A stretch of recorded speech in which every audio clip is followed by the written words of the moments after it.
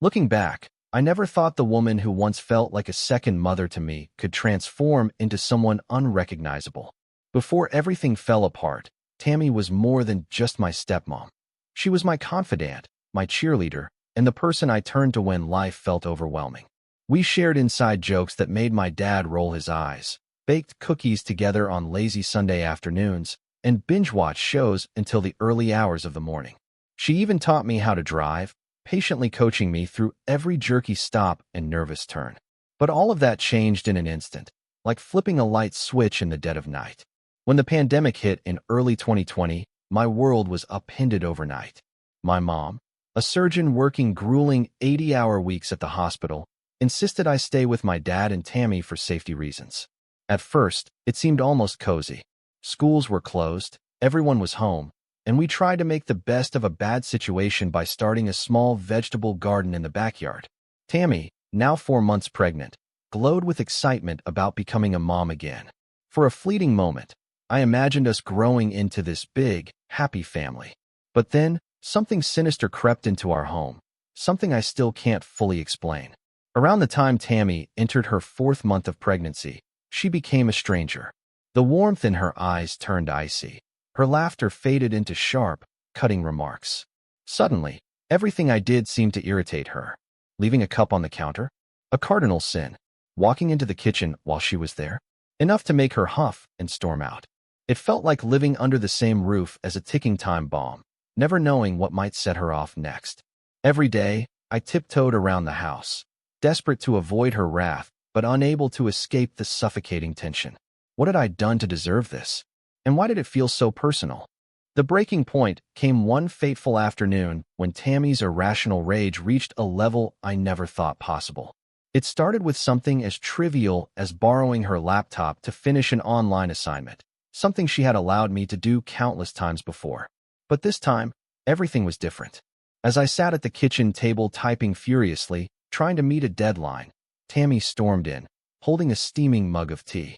She muttered something about messing up her schedule, and then, without warning, knocked the mug over.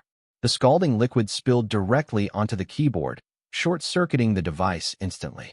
Before I could even react, Tammy grabbed the ruined laptop, screaming that it was my fault for being careless, and hurled it into the trash, like it was nothing more than garbage.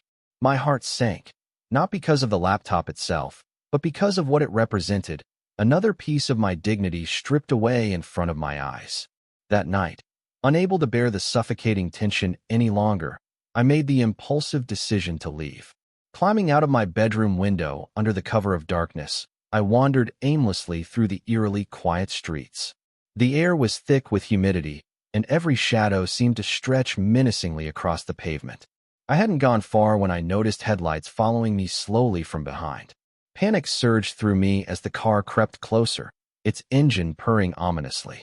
A man inside leaned out the window, calling my name softly. My instincts screamed danger. I bolted into a nearby alley, heart pounding wildly. Thankfully, the car eventually sped off, leaving me shaken but unharmed. Still, the experience left me feeling exposed, vulnerable, and utterly alone. But the nightmare didn't end there. Days later, while staying temporarily with Zoe, I discovered that Sarah, the same person who should have been offering support, had crossed boundaries far beyond acceptable behavior. Unbeknownst to me, she'd hacked into my social media accounts, stalking my posts and private messages obsessively. Worse yet, she began showing up uninvited wherever I went. One evening, as I stepped out of Zoe's house to grab some fresh air, I spotted her hiding behind a tree across the street, watching me intently. When confronted, she claimed she only wanted to help, but her actions spoke louder than her words. Her obsession escalated until finally, local authorities intervened. Neighbors reported seeing her parked outside our building late at night, peering through windows. Eventually, she was arrested for harassment after breaking our doorbell camera during a fit of rage. Looking back, these events felt like scenes ripped straight from a thriller movie.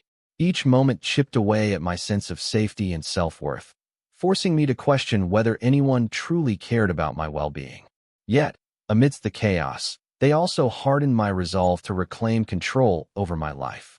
The tension in the house had been building for months, like a storm cloud hovering just above us. casting its shadow over every interaction. Tammy's behavior became increasingly erratic, her once warm demeanor replaced by an icy hostility that seemed to grow with each passing day. It started with small things, comments about how I left my shoes by the door instead of on the rack, or how my cereal bowl was too loud when I placed it in the sink. At first, I thought it was just hormones. After all, she was pregnant and under immense stress. But soon, these minor criticisms escalated into full-blown tirades. Every move I made seemed to infuriate her. Walking into the kitchen to grab water? A crime. Turning on the TV? An act of rebellion. The air in the house grew so thick with tension that even breathing felt like a betrayal. One Saturday morning, the breaking point came. I had woken up later than usual, around 10 a.m., and cautiously ventured out of my room, hoping to avoid another confrontation. Everyone else had already eaten breakfast, so I figured the coast was clear. I sat at the kitchen table, scrolling through my phone as I waited for my cereal to soften, a quirk of mine, as I hated crunchy cereal. For a brief moment, I allowed myself to relax, thinking maybe today would be different. Maybe Tammy wouldn't notice me. But then she walked in, her hand resting protectively on her swollen stomach, glaring at me as if I were some intruder threatening her peace. She began cleaning the already spotless kitchen, slamming cabinet doors and muttering under her breath. Then, without warning, she marched toward me, grabbed my cereal bowl, and hurled it, not just the contents, but the entire ceramic bowl, into the trash can. The sound echoed through the silent house, leaving me frozen in shock. My heart pounded as anger surged within me. Months of pent-up frustration boiled over, and I snapped. "What is wrong with you?" I shouted, tears streaming down my face. "Why do you hate me so much? What did I ever do to you?" My dad rushed in, his face red with panic. Instead of addressing Tammy's actions, he immediately turned on me. "You must have done something," he said, his voice firm but tinged with disappointment. "No one hates a kid for no reason." His words hit me like a punch to the gut. Here I was, fighting back tears, feeling utterly betrayed, and he was siding with her. In that moment, something inside me shattered. I realized then that no matter how hard I tried, I would never be enough for them. Their loyalty wasn't to me. It was to each other, and to the fragile image they wanted to maintain. The weight of everything that had happened didn't just sit on my shoulders, it crushed me. Each day felt like a battle I wasn't equipped to fight, and every night was an endless void where sleep refused to come. The constant tension at home gnawed at my mind until it became impossible to think clearly or focus on anything else. At first, I tried to brush it off, telling myself I could power through. But the cracks began to show in ways I couldn't ignore.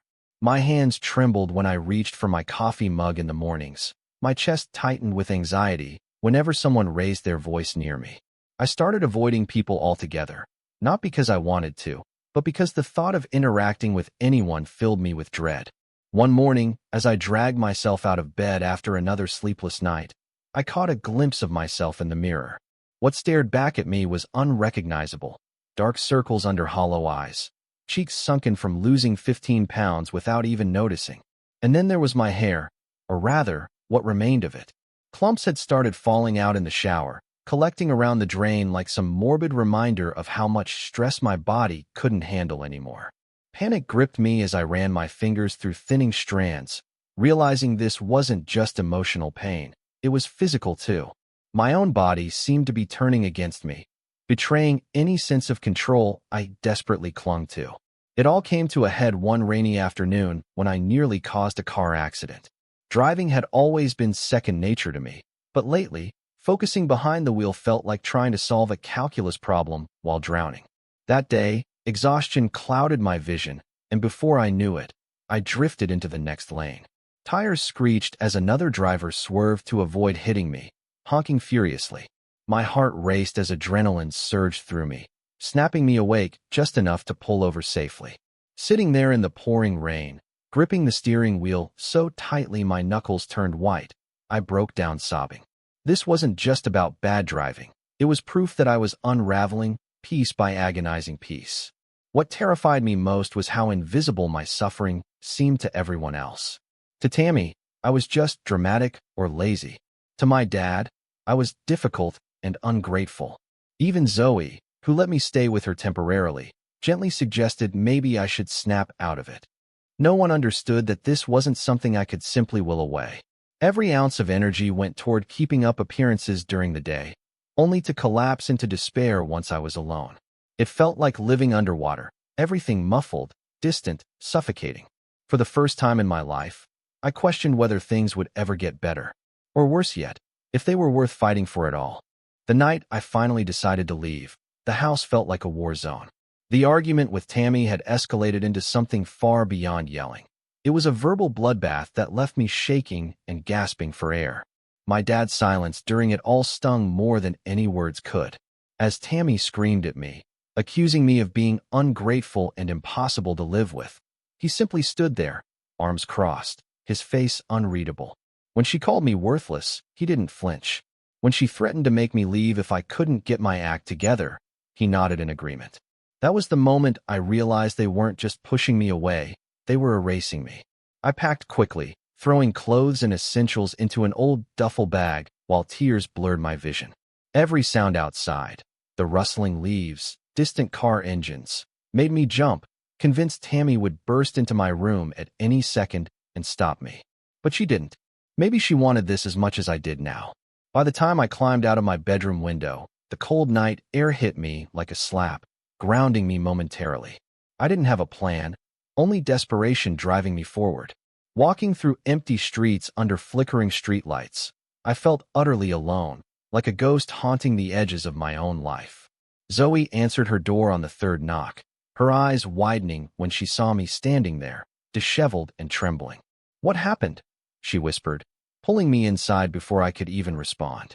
For days, I stayed holed up in her spare room, too ashamed to tell anyone what had really gone down. Her parents pretended not to notice, but their sympathetic glances made my stomach churn.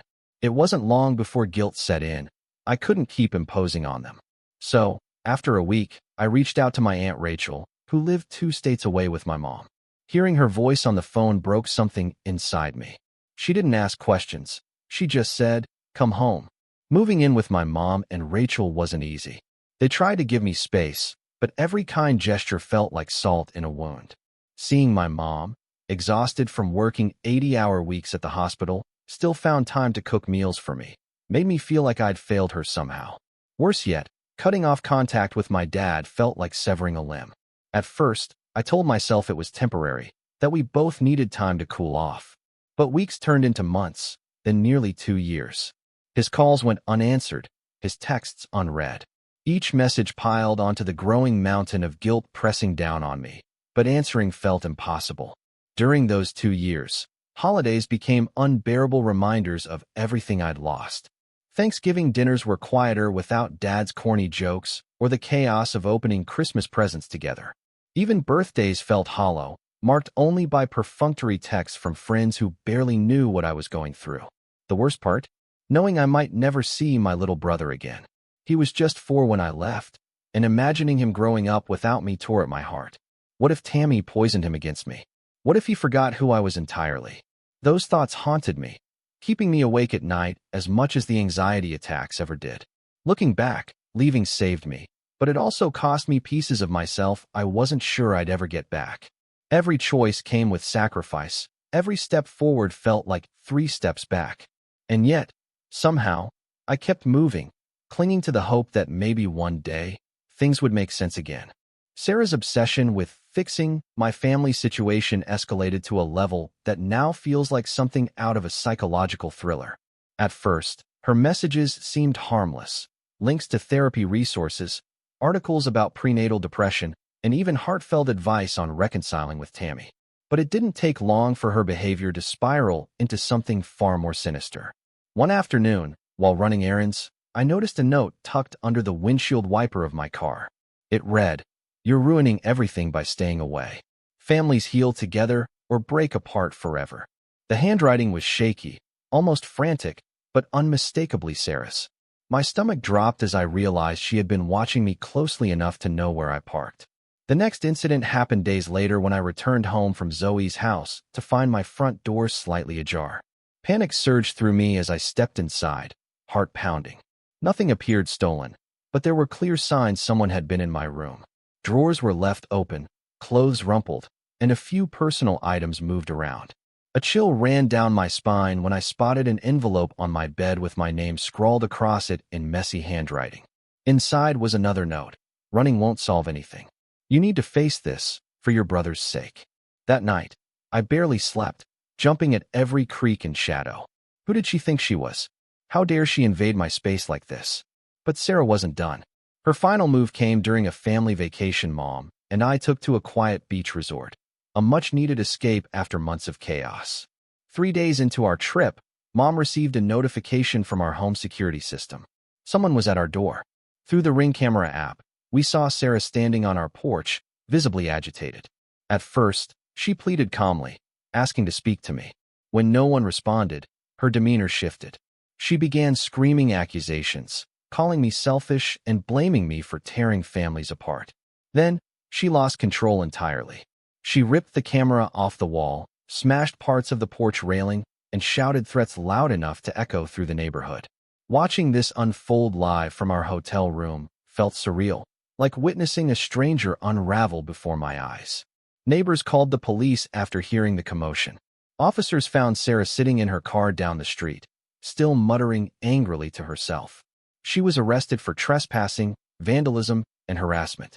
Though relieved she'd been stopped, the experience left me shaken. For weeks afterward, I couldn't shake the feeling that she might show up again, uninvited and unpredictable.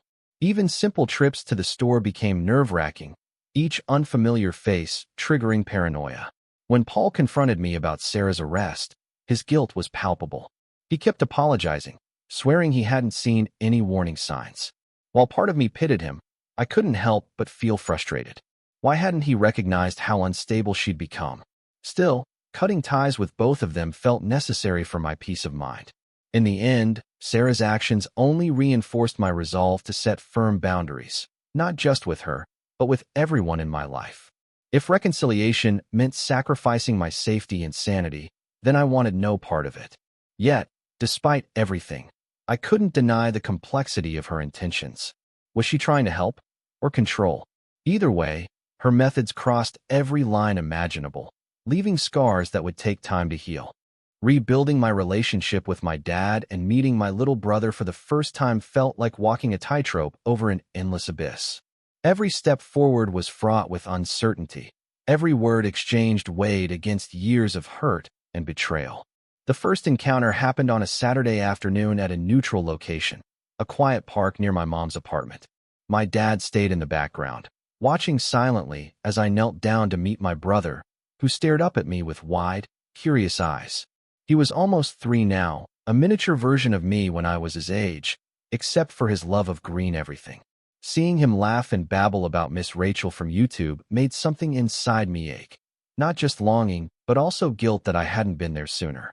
But it wasn't all sunshine and laughter. When Dad approached us later, trying to bridge the gap between us, I could feel the tension radiating off him. His apology came hesitantly, each word heavy with regret.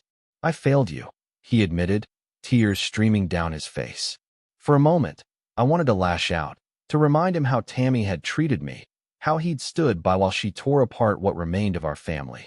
But instead, I let myself cry too, releasing 2 years of pent-up anger and pain right there under the open sky. It didn't fix everything, it couldn't, but it was a start. Tammy called me a few days after that meeting. Her voice trembled as she spoke, apologizing profusely for her behavior during her pregnancy. She claimed therapy and medication had helped her manage her prenatal depression and anxiety, but none of that erased the scars she'd left on my psyche. Still, I agreed to maintain civility, not for her sake, but for my brother's. I needed to ensure he grew up surrounded by peace, not resentment. That conversation lasted only 20 minutes, yet it drained me emotionally. As much as I hated admitting it, part of me hoped she truly had changed, for his sake. The hardest part? Realizing forgiveness doesn't happen overnight. Trust is fragile, especially when it's been shattered before. While I allowed Dad back into my life incrementally, I kept firm boundaries. No unsupervised visits until I felt ready. No discussions about Tammy unless absolutely necessary. And above all, no forgetting what they'd done to me. They owed me more than empty apologies. They owed me proof that they wouldn't repeat their mistakes. As I turned 18 and prepared to leave for college, I couldn't help but reflect on how far I'd come, and how much farther I still had to go. My birthday party was small yet meaningful, filled with people who genuinely cared about me. Mom gave me a journal, encouraging me to write about my journey ahead. "You've got this," she said, her voice steady despite the tears in her eyes. Even Dad showed up, standing awkwardly by the door until I invited him in. It wasn't perfect, but perfection wasn't the goal, progress was. Before leaving for State University, I sat my dad down one last time. "If anything happens to my brother, if he's ever unhappy or unsafe, I will hold you accountable," I told him, my tone leaving no room for misinterpretation. He nodded solemnly, understanding the weight of my words. Protecting my brother became my unspoken promise to myself, a vow etched deep within my soul. Stepping onto campus marked both an ending and a beginning. I carried with me not just textbooks and dorm supplies, but lessons learned from heartbreak, resilience forged through adversity, and hope for a brighter future. Whether this fragile reconciliation would endure remained uncertain, but one thing was clear: I was stronger now, ready to face whatever lay ahead.